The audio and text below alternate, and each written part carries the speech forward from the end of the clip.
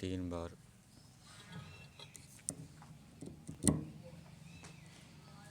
ईश्वर के मुख्य नाम ओम का उच्चारण करेंगे। अर्थ और भावना को बनाते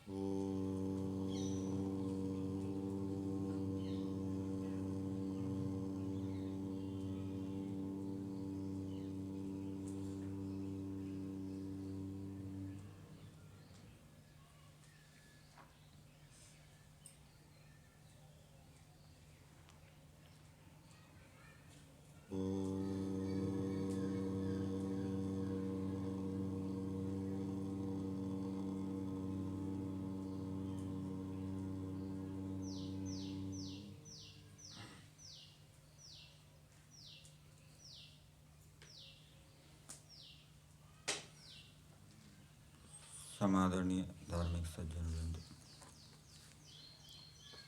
यजुर्वेद का 32वां अध्याय। आज मंत्र संख्या 12 का स्वाध्याय किया गया।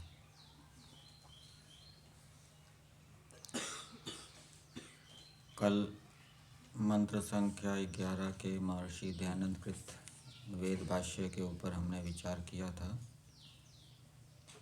और उसमें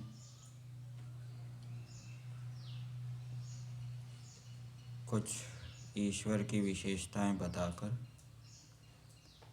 ईश्वर को प्राप्त करने की बात बताई गई थी। मनुष्यों को ये प्रेरणा दी गई थी कि मनुष्यों को ईश्वर की प्राप्ति करनी चाहिए और ईश्वर की प्राप्ति अनेक प्रकार से समझनी चाहिए। मनुष्य यदि अपने दुर्गुणों को छोड़ रहा है तो वो ईश्वर प्राप्ति की ओर बढ़ रहा है। अच्छे गुणों को उसने धारण कर लिया है तो वो भी ईश्वर की प्राप्ति है। 4 आश्रमों में रहने वाले मनुष्य अपने अपने कर्तव्य कर्मों का ठीक ठीक पालन कर रहे हैं, वह भी ईश्वर प्राप्ति है। और समाधि अवस्था में अर्थात असंप्रजात समाधि अवस्था में ईश्वर के आनंद और किसी गुण का साक्षात्कार करना, ये भी ईश्वर की प्राप्ति है।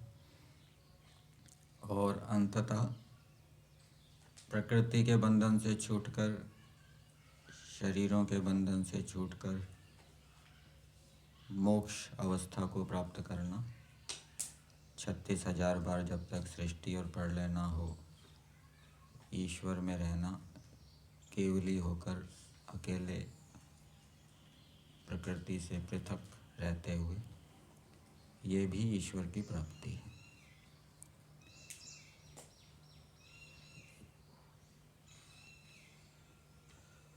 दिव्य गुण कर्म स्वभावों को धारण करने के लिए अथवा दुर्गुणों को छोड़ने के लिए, बुराइयों को छोड़ने के लिए गुणों से जो जो लाभ होते हैं और दुर्गुणों से जो जो हानियाँ होती है, वो दिन भर मन मस्तिष्क में बनाए रखनी पड़ती है। तब कोई दुर्गुण छूटता है और कोई अच्छाई आती है। और दुर्गुणों से जो हानियाँ होती है अथवा गुणों से जो जो लाभ होते हैं, वो भी समझ में किसको आते हैं। पढ़ तो लिए ये हानियाँ होती है, गुणों से ये लाभ होते हैं, उसको दोहरा भी रहे हैं, दिन भर विचार भी कर रहे हैं, लेकिन सबको समझ में नहीं आते। जिसको हानियाँ समझ में आ जाती है वो दुर्गुण छोड़ देता है, जिसको गुणों के लाभ समझ में आ जाते हैं वो गुणों को प्राप्त कर लेता है। तो जो ऐषणाओं से युक्त होगा, इंद्रियों के विषयों में आसक्त होगा, वो गुणों के लाभ अथवा दुर्गुणों की हानियों पर विचार करने के बाद भी, दोहराने के बाद भी उसको हानि लाभ समझ में नहीं आएंगे। अथवा जो ठीक प्रकार से ईश्वर की आज्ञा का पालन नहीं कर रहा, उस कारण से उसका अंतःकरण मलिन रहेगा, और मलिन अंतःकरण वाला हानि लाभ के ऊपर कितना ही विचार करता रहे, दोहराता रहे, वो हानि लाभ उसको समझ में नहीं आएंगे, और समझ में ना आने पर वो दुर्गुण छोड़ नहीं पाएगा और किसी अच्छे गुण को वो धारण नहीं कर पाएगा। समाधि अवस्था में जो ईश्वर की प्राप्ति है, ईश्वर के आनंद और किसी गुण का साक्षात्कार करना है, वो तो कोई योगी ही कर सकता है जो वैराग्य से युक्त है। और योगी भी कौन बनता है? पूज्य स्वामी सत्यवती जी का एक वाक्य आता है कि जो निष्काम कर्म करता है वह योगी बनता है या बन सकता है, और जो निष्काम कर्म नहीं करता वो योगी नहीं बन सकता। तो ईश्वर का साक्षात्कार करने के लिए समाधि अवस्था में निष्काम कर्म करने की आवश्यकता है, अर्थात कोई लौकिक फल की इच्छा न रखते हुए केवल धर्म की वृद्धि के लिए, ज्ञान की वृद्धि के लिए जो कर्म किए जाएंगे वो निष्काम कर्म कहलाएंगे।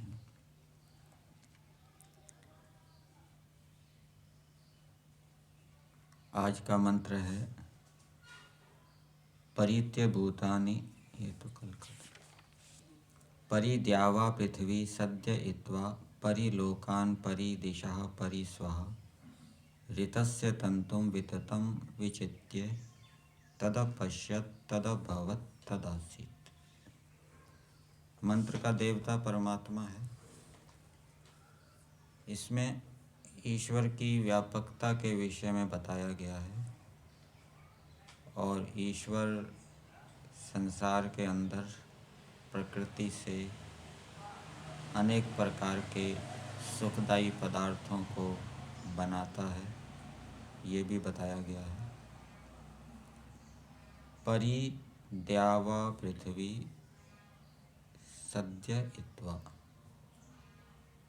तद अपश्यत, इसको इस प्रकार से जोड़ेंगे। तद ये ब्रह्म के लिए हो जाएगा।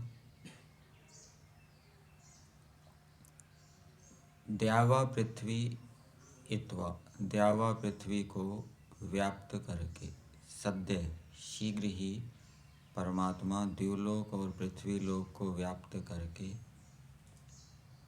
तद परि अपश्यत, उसको चारों ओर से देखता है। अर्थात एक तो ईश्वर ने द्युलोक और पृथ्वी लोक को व्याप्त कर रखा है, और इनके विषय में भी ईश्वर ठीक ठीक जानता है। इनके जो जो गुण कर्म हैं उनको ईश्वर जानने वाला है। फिर आगे बताया लोकान इत्वा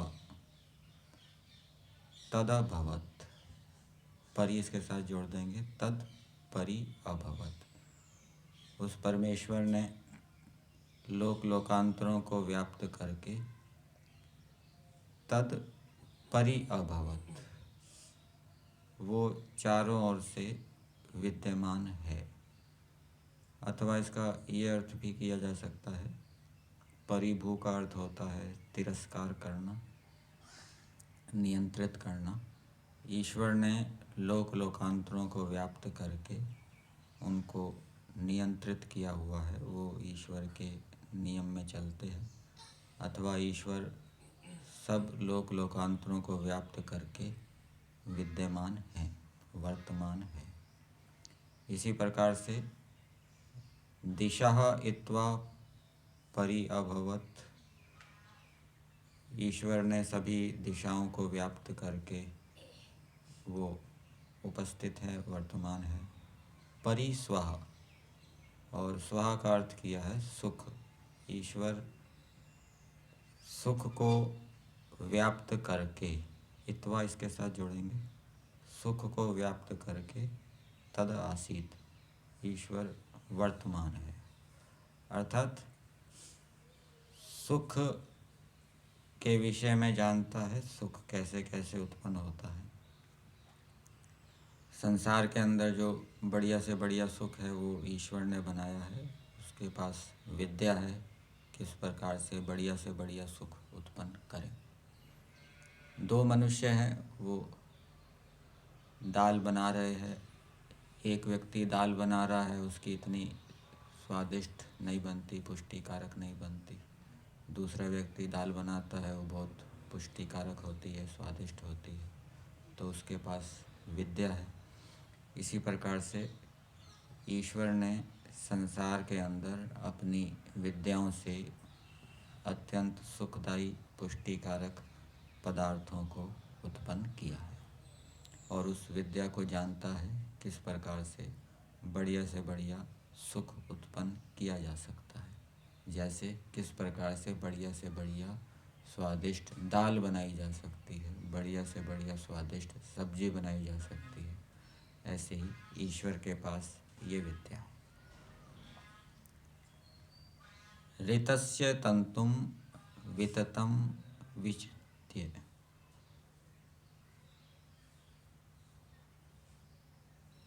विचित्य का अर्थ क्या है? विविध प्रकार से बांध कर। किसको बांध कर? ऋतस्य तंतुम, ऋत किया है सत्य, सत्य का जो कारण है विस्तृत, उसको अच्छी प्रकार से बांध कर।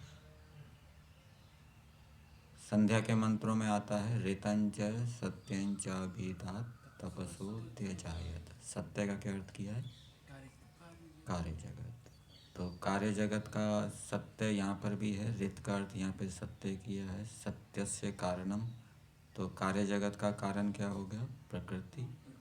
प्रकृति को अच्छी प्रकार से बांधकर, उसके अवयवों को अच्छी प्रकार से मिलाकर ईश्वर क्या है? इस कार्य जगत को बनाता है। तो ऐसे ईश्वर को हे मनुष्यों, तुम जानकर उसकी उपासना करो, ये इस मंत्र में बताया है। इस मंत्र के भावार्थ में दिया है, जो मनुष्य परमेश्वर ही का भजन करते। परमेश्वर ही का भजन करते मतलब परमेश्वर की ही सेवा करते हैं। इसका मतलब ये नहीं है कि माता पिता आदि की सेवा नहीं करते। माता पिता की भी सेवा करते हैं, परंतु माता पिता गुरु आचार्य यदि अधर्म का आदेश देते हैं तो वो उसका पालन नहीं करते, धर्म पर ही चलते हैं। माता पिता की जो धर्म से युक्त आज्ञाएं हैं उनका पालन करते हैं, जो अधर्म युक्त आज्ञाएं हैं उनका पालन नहीं करते। तो इसका अर्थ हो गया वो परमेश्वर का ही भजन करते हैं, क्योंकि परमेश्वर का ये आदेश है कि मनुष्य धर्म का ही सेवन करें, अधर्म का सेवन ना करें। और उसकी रची सृष्टि को सुख के लिए उपयोग में लाते हैं। सुख के लिए तो सभी मनुष्य सृष्टि का उपयोग करते हैं। तो यहाँ पर जो लिखा है जो मनुष्य उसकी रची सृष्टि को सुख के लिए उपयोग में लाते हैं, वे इस लोक परलोक और विद्या से हुए सुख को शीघ्र प्राप्त होके निरंतर आनंदित होते हैं। सभी मनुष्य सृष्टि का उपयोग सुख के लिए कर रहे हैं, सुख प्राप्ति के लिए कर रहे हैं, लेकिन सबको तो लोक परलोक का सुख मिलता नहीं, विद्या का सुख मिलता नहीं।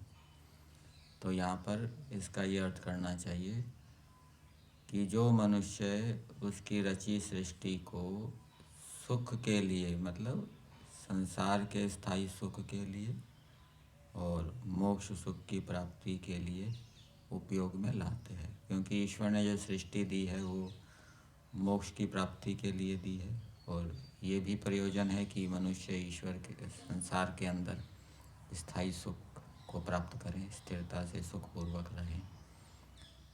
तो ऐसे जो मनुष्य हैं वो फिर धर्म से युक्त होंगे, विद्या से युक्त होंगे, उसके लिए प्रयास करेंगे, धर्म आचरण के लिए प्रयास करेंगे, विद्या के लिए प्रयास करेंगे।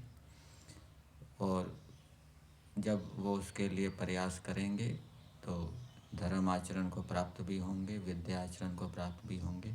तो वही बात आगे लिखी है कि वे इस लोक परलोक और विद्या से हुए सुख को शीघ्र प्राप्त होके निरंतर आनंदित होते हैं। निरंतर आनंदित होते हैं वो। सामान्य मनुष्य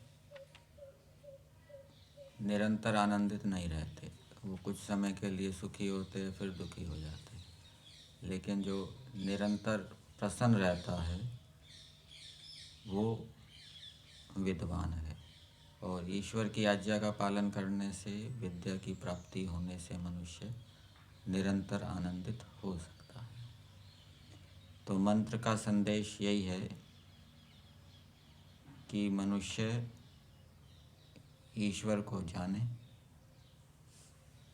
ईश्वर को जानने के लिए धर्माचरण करें, विद्या की प्राप्ति करें, और ईश्वर को जानकर फिर संसार के स्थायी सुख को प्राप्त करें और अंततः मोक्ष को प्राप्त करें। यहीं तक रखें।